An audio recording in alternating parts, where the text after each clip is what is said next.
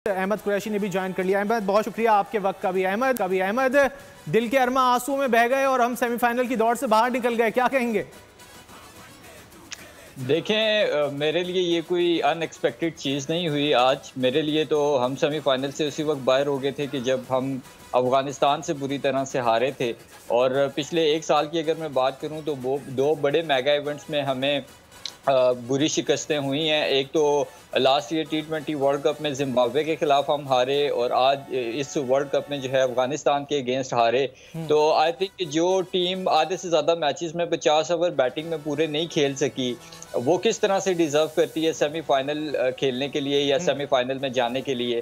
तो I think ये जो कुछ भी हुआ है, हमारे अपने डिसीजंस और हमारे अपने जो हरकतें हैं उनका खमियाजा हम भुगत रहे हैं। और अभी लीना जिस तरह से बात कर रही थी, बिल्कुल ठीक बात कर रही थी कि हमने वर्ल्ड कप जैसे एक मेगा इवेंट में जो कि तकरीबन 4 साल बाद आता है, उसमें एक ऐसे इंसान को कप्तान बनाया कि जिसका निचले लेवल पे ज़्यादा कप्तानी का एक्सपीरियंस नहीं रहा। और अनफॉर्चुनेटली हमारे यहाँ ये सब कॉन्टिनेंट में एक चीज़ बन गई है कि जो भी अच्छा परफॉर्मर होता है उसको हम ये समझते हैं कि वो अच्छा लीडर भी होगा। हालांकि लीडरशिप क्वालिटीज़ बाय बर्थ होती हैं हर इंसान में। और जो सिलेक्शन थी टीम की उसके ऊपर भी सवालात हैं। जिन प्लेयर्स को आपकी प्लेइंग 11 में होना चाहिए था वो रिजर्व में हैं, और जिनको रिजर्व में होना चाहिए था वो प्लेइंग 11 में है। सो आई थिंक कि जिस कप्तान को यही ना पता हो कि उसने कौन से कॉम्बिनेशन के साथ ग्राउंड में किस टीम के अगेंस्ट उतरना है, तो ये चीज़ें होनी थी। और देखें, इससे पहले एशिया कप और उससे पहले अफगानिस्तान की सीरीज़ भी अगर आप देखें, मैं तब भी सब चैनल्स पे यही बात कर रहा था कि हम अफगानिस्तान के खिलाफ सीरीज़ तो जीत गए हैं, लेकिन कोई आसानी से नहीं जीते। अगर हम अफगानिस्तान के खिलाफ मरते मरते जीत रहे हैं तो बड़ी टीम्स आगे जाके बड़े इवेंट्स में हमें खमियाजा इसका भुगतना पड़ेगा। इस जो अफगानिस्तान से शिकस्त थी, उससे कबल जब 2 मैचेस अफगानिस्तान के साथ हुए थे और वहां तो नसीम शाह काम आ गए थे, जीत गए हम एंड में। पिछले 2-3 मैचेस से अगर देखा जाए तो अफगानिस्तान की टीम हम पर भारी थी।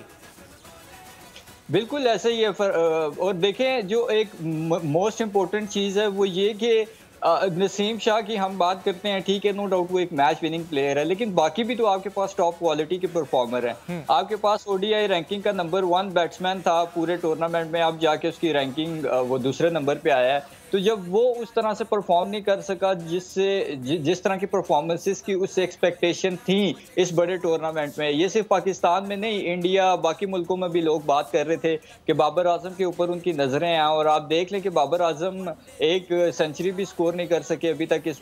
तो कहने का मकसद ये है कि सिर्फ किसी एक प्लेयर पे ये चीज़ डिपेंड नहीं करती। हमें ये चीज़ समझने की ज़रूरत है कि कप्तानी बहुत इंपॉर्टेंट चीज़ होती है स्पोर्ट्स में, क्योंकि एक कप्तान जब फ्रंट से लीड करता है, देखिए कप्तान ने भी तो एक एग्जांपल सेट करनी है ना। जब कप्तान खुद अच्छा परफॉर्म करेगा तो वो अपने प्लेयर से डिमांड कर सकता है कि आपसे भी मुझे टॉप क्लास परफॉर्मेंस चाहिए। लेकिन यहाँ तो दोस्ती यारी चलती रही और पूरे टूर्नामेंट में एक टोपी ड्रामा लगा रहा कि जी उसामा मीर इंजर्ड हैं, फिर जी फ़खर जमान की नी इंजरी है। देखें, वो दोनों जब आए तो उसामा ने भी, शादाब जब इंजर्ड हुए उसी मैच में आया, उसने आके 2 विकेटें ली, कहीं से भी वो इंजर्ड नज़र नहीं आया। फिर फ़खर जमान आए, क्योंकि आपके लिए शादाब को खिलाना और इमामुल हक को खिलाना पाकिस्तान की टीम की जीत से ज्यादा इंपॉर्टेंट था। इस वजह से आपने दोस्ती यारी को जीत के ऊपर ज्यादा अहमियत दी है और फिर ये रिजल्ट हम डिजर्व करते हैं। मैं तो जिस दिन अफगानिस्तान से हम हार गए थे उसी दिन मैंने हर जगह में ये बात कर रहा था कि हम किस तरह से ये डिजर्व करते हैं। आप देखिए, इंडिया है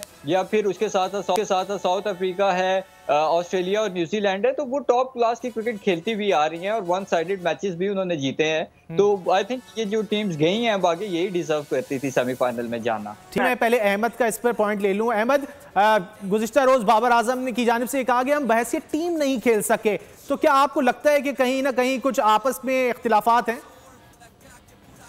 देखिए, मुझे नहीं पता कि बाबर आजम किस वजह से ये बात कर रहे हैं। अगर तो एज अ टीम नहीं खेल सके तो ये टीम उन्होंने ही सिलेक्ट की है, मैंने या आपने तो सिलेक्ट करके उनके साथ नहीं भेजी। बाबर आजम को हम सब जानते हैं कि जब से वो आईसीसी ओडीआई रैंकिंग में नंबर 1 बने थे तो उनको बहुत लाडला बनाया गया था पीसीबी की तरफ से, चाहे कोई भी चेयरमैन आता जाता रहा हो। और बाबर आजम को हद से ज़्यादा इख्तियारात दिए गए, बाबर आजम को बिल्कुल फ्री हैंड दिया गया। आम सीरीज से लेके बड़े टूर्नामेंट्स और इवेंट्स तक बाबर आजम ने जो भी प्लेयर सेलेक्ट किए हैं अपनी मर्जी से किए हैं। तो अगर वो ये कह रहे हैं कि हम एज अ टीम नहीं खेल सके तो इसमें भी उन्हीं की नालायकी है। और दूसरी बात ये कि कप्तानी बहुत ज़्यादा इम्पोर्टेंट होती है। बाबर आजम को फिर ये चीज़ भी एक्सेप्ट करनी चाहिए कि वो एज अ कैप्टन फेल हुए हैं, ठीक है। आपने आपको पिछले हम देखें ना कितना हमने और बाबर आजम की कप्तानी में भुगतना है। 2 एशिया कप हमारे हाथ से गए, 2 T20 वर्ल्ड कप हमारे हाथ से गए, ये वर्ल्ड कप हमारे हाथ से गया। पिछला पूरा साल हम टेस्ट सीरीज में मार खाते रहे। इंग्लैंड हमें घर में मार के चला गया, ऑस्ट्रेलिया मार के चला गया।